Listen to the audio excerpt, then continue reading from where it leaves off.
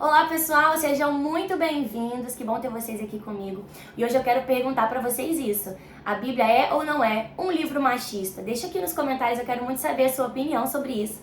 E já quero deixar claro a minha opinião, que não, a Bíblia não é um livro machista, pelo contrário, a Bíblia valoriza muito a figura da mulher. Jesus foi um homem que valorizou e deu voz às mulheres em um contexto cultural onde elas não podiam falar, não eram ouvidas, né? Jesus revolucionou com isso. E claro, quando a gente vai ler alguns textos, a princípio a nossa primeira impressão pode ser que sim, é um texto misógino, machista, mas quando a gente olha um pouco mais de perto esses textos, considera o contexto histórico, cultural, a língua original em que foram escritos, a gente vai entender que não, a Bíblia não é um livro machista. Claro que eu não vou conseguir falar todos os exemplos nesse vídeo de hoje, mas eu quero pontuar algumas coisas aqui. Começar com o texto clássico de Gênesis 1:26, né, que diz, 1:27, criou Deus, pois o homem, a sua imagem, a imagem de Deus o criou, homem e mulher os criou. Quando nós pegamos esse texto no original, a palavra que foi traduzida para homem, na verdade são duas palavras no original que têm sentidos completamente diferentes. Quando a Bíblia diz, criou Deus o homem, está dizendo, criou Adão, a sua imagem. E Adão significa a humanidade, a espécie humana, né? Está dizendo, não foi que Deus criou primeiro o homem, né? E por isso muitas pessoas dizem que o homem é mais importante, né? Mas diz que criou Deus a humanidade, a sua imagem e a sua semelhança. A mulher também foi criada à imagem e a semelhança de Deus. É isso que esse texto nos diz. Depois, na sequência do versículo diz, homem e mulher os criou. E a palavra para homem e mulher, né, são palavras diferentes aqui, distintas, não mais Adão, mais homem, a palavra ish, né, para se referir a homem, mas quando no hebraico eles querem dar uma ênfase maior na questão de gênero, macho e fêmea, usa-se a palavra zakar, né? Então, criou Deus a humanidade, a sua imagem e semelhança, homem e mulher, zakar, né? Homem, macho e fêmea, os criou. Esse texto já mostra para nós que nós sim, mulheres e homens, fomos criados à imagem e semelhança de Deus e não temos diferença para Deus no que diz respeito ao nosso valor, à nossa essência. Claro, quando nós olhamos para a Escritura, nós sabemos que temos nossas diferenças entre os gêneros, que são maravilhosas. Eu não sou igual ao meu marido, como também não sou igual à minha mãe, né? Mulheres são diferentes, homens são diferentes. Diferença é algo inerente à sociedade e à humanidade, né? Então, nós precisamos entender que, no sentido de valor, sermos filhos de Deus, todos nós, né, que confessamos Jesus, somos filhos de Deus e temos o mesmo valor diante de Deus. E isso já quebra aqui muitas questões, né?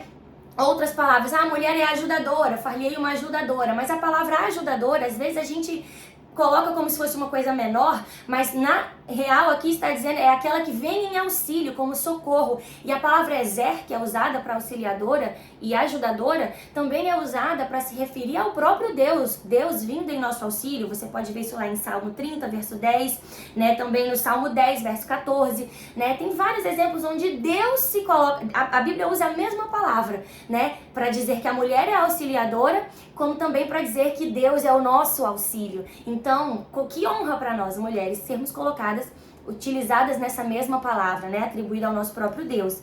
Então, a gente também pode pegar né, uma coisa básica. Deus poderia, né, quando Deus forma a mulher, ele tira da costela de Adão, né, e ele poderia ter tirado da cabeça, mostrando que a mulher é superior, como algumas pessoas hoje querem, colocar a mulher como superior, já não querem mais uma questão de igualdade, querem uma superioridade, né, mas Deus não tira a mulher da cabeça do homem, nem dos pés para mostrar que ela está abaixo, mas da costela, trazendo uma ideia de idoneidade, de igualdade diante de Deus, né? Então isso é muito importante de a gente falar.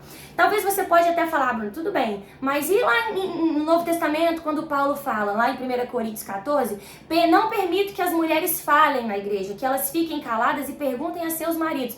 Quando a gente olha isso, a gente pode ter sim uma impressão de que é um texto machista. Mas se você considerar que a igreja de Corinto era uma igreja mista, lá existiam romanos, lá existiam gregos, na cultura romana a mulher não poderia falar em hipótese nenhuma, a mulher não tinha voz, né?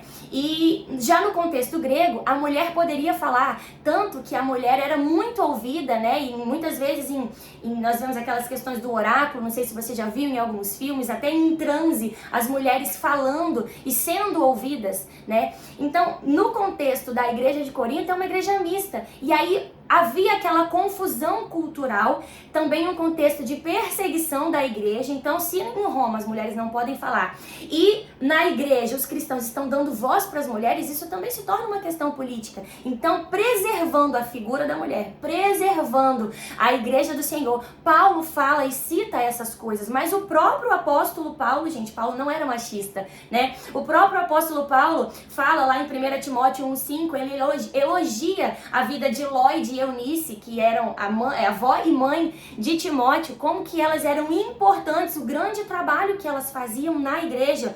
Em Filipenses 4, verso 2, ele fala de Evódia e Sintique, que eram mulheres missionárias que estavam trabalhando com Paulo, né? Priscila, como uma líder da igreja, também é citada, né? A gente vê em Atos 2, em Atos 21, versículo 9, as filhas de Filipe eram profetisas, elas profetizavam.